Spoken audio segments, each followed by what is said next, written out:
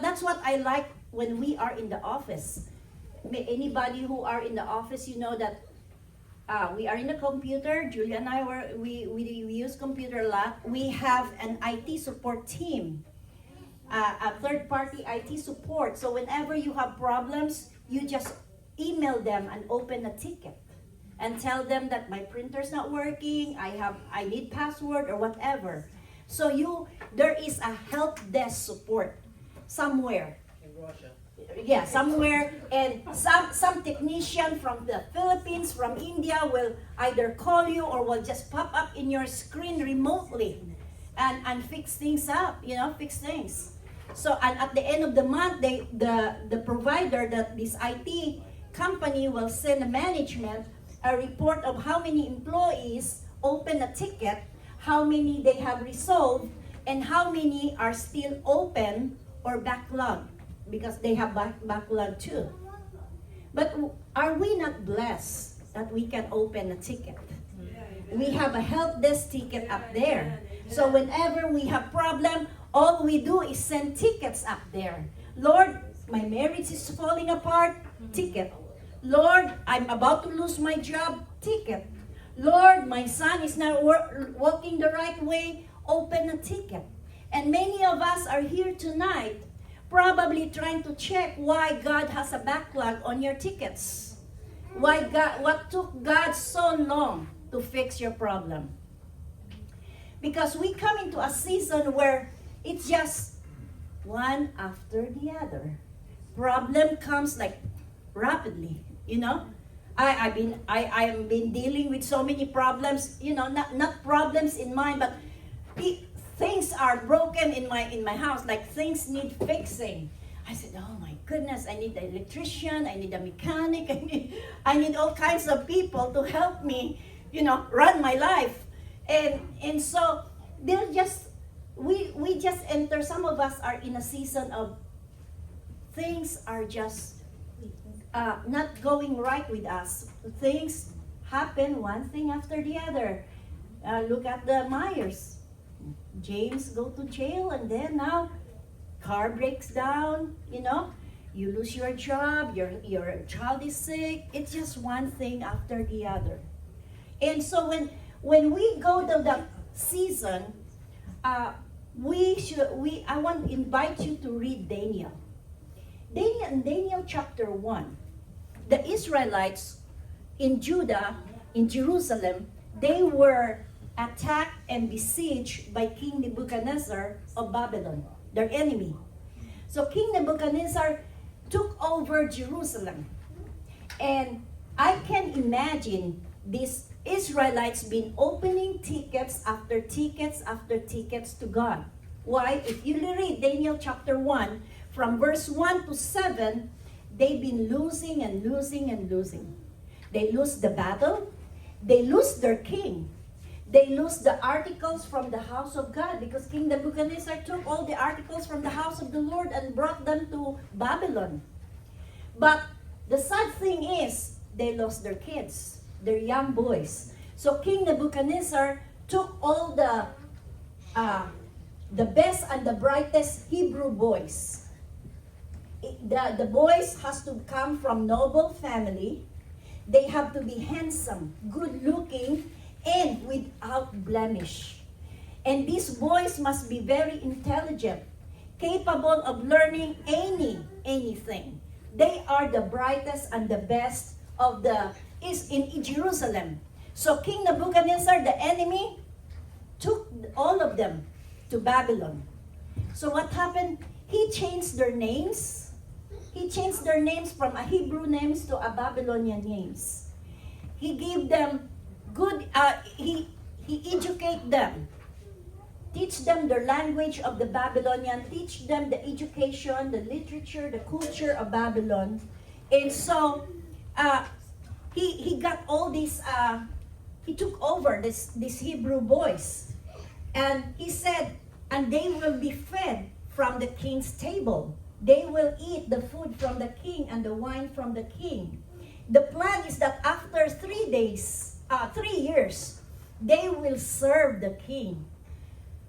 If you are a captive, it seems like it's a privilege. See, it's a privilege. You are to serve the king. You are to eat from the king's table, and you are to have an education, a good education from the Babylonian. It seems like a good deal, right? For captives like them.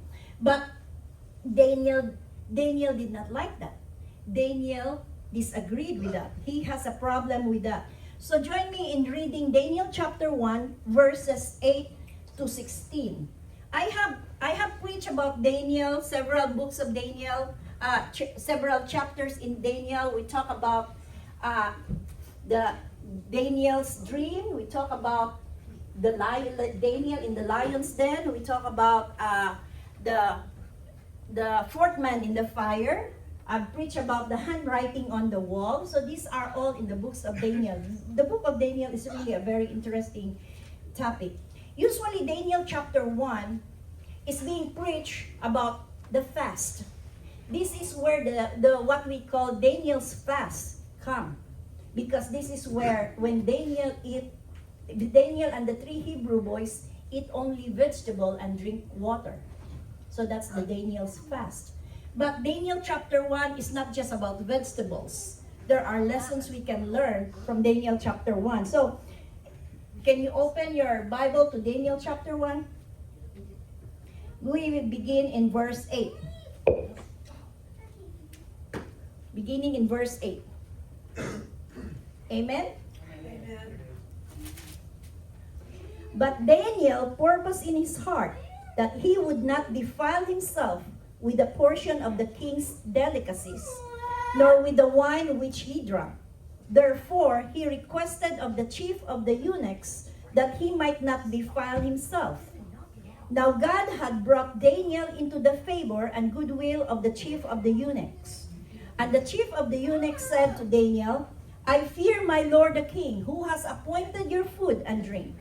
For why should he see your face looking worse than the young men who are your age? Then you would endanger my head before the king. So Daniel said to the steward, whom the chief of the eunuchs had sent over Daniel, Hananiah, Mishael, and Azariah, please test your servants for 10 days, and let them give us vegetables to eat and water to drink. Then let our appearance be examined before you, and the appearance of the young men who eat the portion of the king's delicacies, and as you see fit, so deal with your servants. So he consented with them in this matter, and tested them 10 days. And at the end of 10 days, their features appeared better and fatter in flesh than all the young men who ate the portion of the king's delicacies. Thus the steward took away their portion of delicacies and the wine that they were to drink, and gave them vegetables. As for these 4 young men, God gave them knowledge. For the vegetables, that's it. So they were to eat from the king's table and the wine, food from the king's table and wine from the king's table. And Daniel said, no, I will not defile myself. And he said, test us for 10 days. We will just eat vegetable and drink water. See what happened. Now, you will ask, what is wrong with the food from the king's table? Why won't Daniel eat the food from the king's table? The scripture did not say why, but Daniel said, I will not be defiled by that food. Scholars believe that the food from the king's table could have contained unclean meat like pork. Back in the days, they don't eat pork because they considered pig as unclean animals. It could be that they did not kill the animals properly according to Levitical law. In Leviticus 17, there is a law on how to properly kill animals. They have laws for everything back in the days. And it could be that the wine that was from the king's table has been offered to idols. So those are the reasons that he does not want to defile himself. And he said, no, I can't eat that. I would rather eat vegetables and drink water. So, when Daniel said no, you know, we live in a world of compromise. We live in a world full of compromise. There are so many believers who are scared to stand on their godly principles because they fear that they will become different.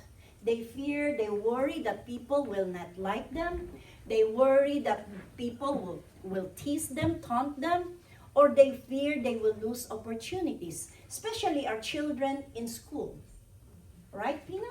When you go to school or when you go to a workplace, many Christians, they compromise their conviction and their belief. And worse, they become undercover Christians. They don't let people know that they are Christians because when you don't compromise, people see you as difficult and uncompromising. When I was new at Rebestos, very new in Rebestos, I tell the ladies this before. I just came from, I learned my English in school. My English is always a proper formal English. So when I come here, I was in culture shock at the language of the people here. When I emailed before, I would say, "Dear so-and-so, attach herewith, you will find blah, blah, blah." And then I'll receive an email said, "Here you go." I said, "Oh my goodness." I said, so disrespectful. My teacher would give me an F for this if I just say, "Here you go," because we were taught to be courteous, business writing. So I was like, and my first boss, Rodney, I don't know where, he come from Illinois, but he has a different slang. First time I went there, he said, "Cecile, powwow, 4 o'clock. Oh my goodness, what is a powwow? I never learned that from school. I would call Raz and said, "What is powwow, Papi?" He said, "You will have a meeting." Okay. Okay, powwow.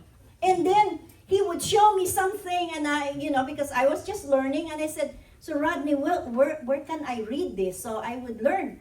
He said, "No, Cecile, those are tribal knowledge." I said, "He must be an Indian." He said powwow, and then he said tribal knowledge. He must come from Indian tribe.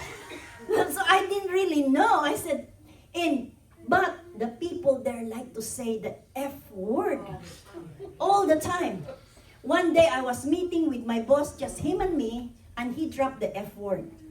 I went home and I told Ras, I said, "My boss said the F word." He said, "No, baby.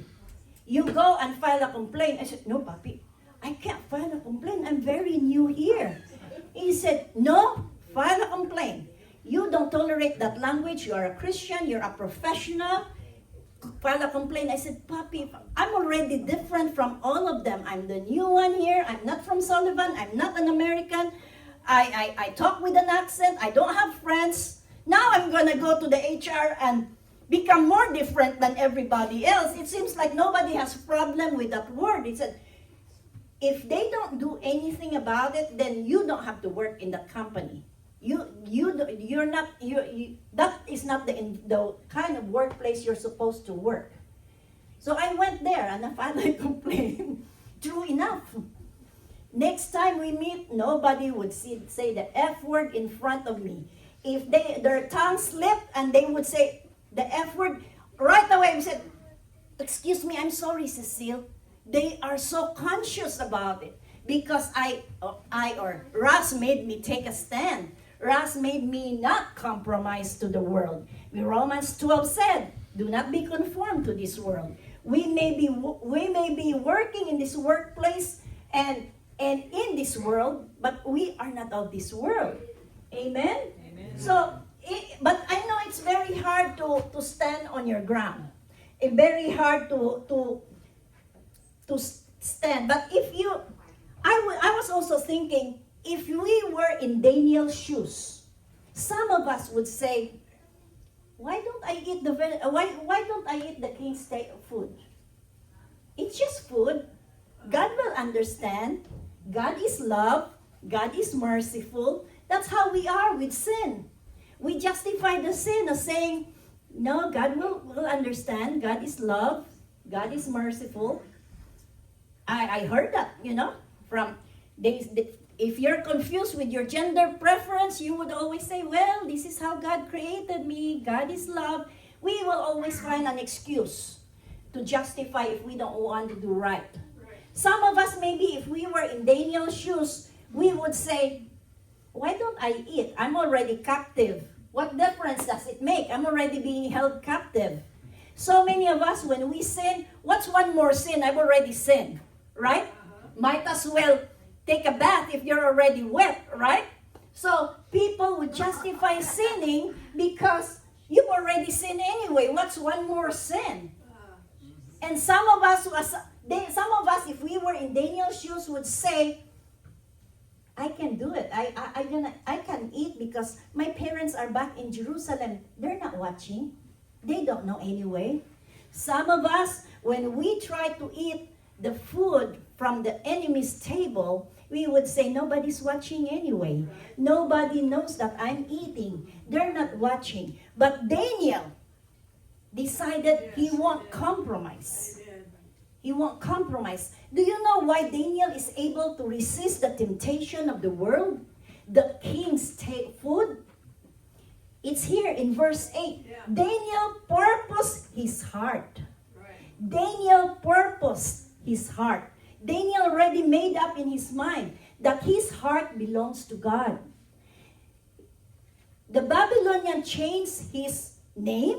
The Babylonian changed his location, changed his education, but they cannot change his heart because he has already surrendered his heart to the Lord.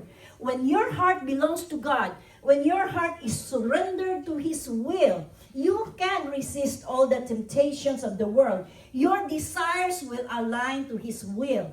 And those, you will not crave for the things that you used to crave in the past. And you will, instead, we find strength in God's Word. We find peace in His presence. And we find victory in His Spirit. So we do not be conformed to this world. Daniel was able to resist the temptation because his heart belongs to God. The question we need to ask ourselves, where is your heart? Does your heart belong to God? Or is your heart fixed on the things of this world?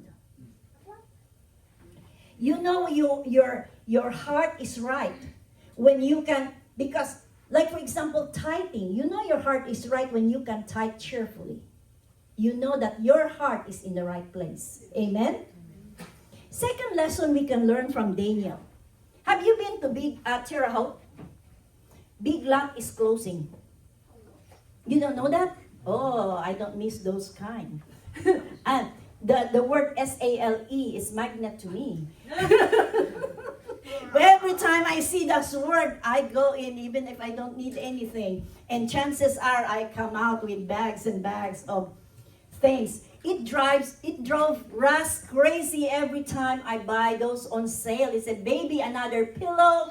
You don't need more pillow. I said, but Papi, this is a good deal. It used to be $16. Now it's only $8. So I saved money, but I said, but you don't need another pillow. But I can't resist that word sale. So Big Lot has closing out sale. They're closing their business. It's sad. There's so many businesses that have closed. Toy R Us is closed. Kmart, Sears, Macy's.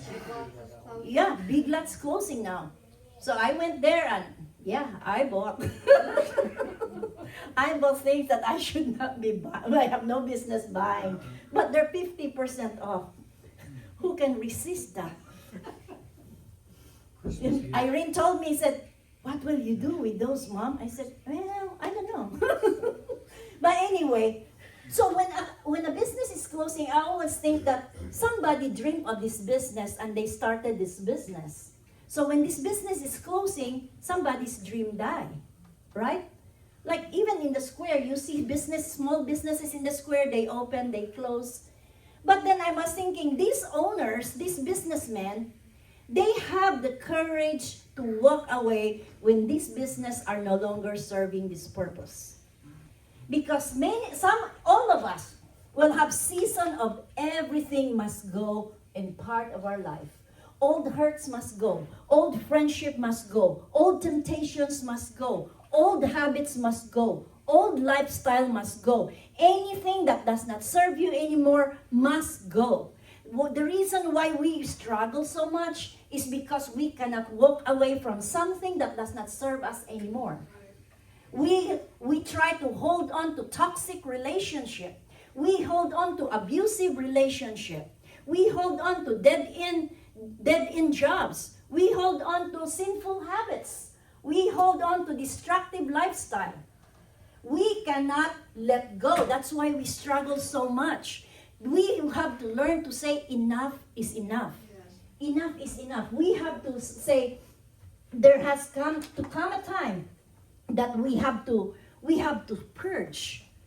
You know, some of us keep jeans from way back when because maybe I will lose some weight and I'll fit into this jean. I look cute in them before. But now you have to jump before before you fit in there.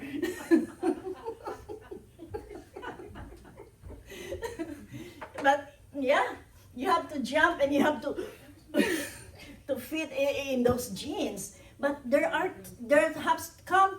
must come a time when you say enough is enough. Everything must go. Some of my friendship must go. Some of my excuses must go. Some of my habits must go. Some of my old mindsets must go. Daniel understood that if he gave in now, it's easy to compromise later. So he stood firm. So, another lesson we can learn. So Daniel said on day 1, he said, test us for 10 days. I will just eat vegetables and I will drink water. But the scripture jumped to day 10. He said at day 10, they become better and fatter.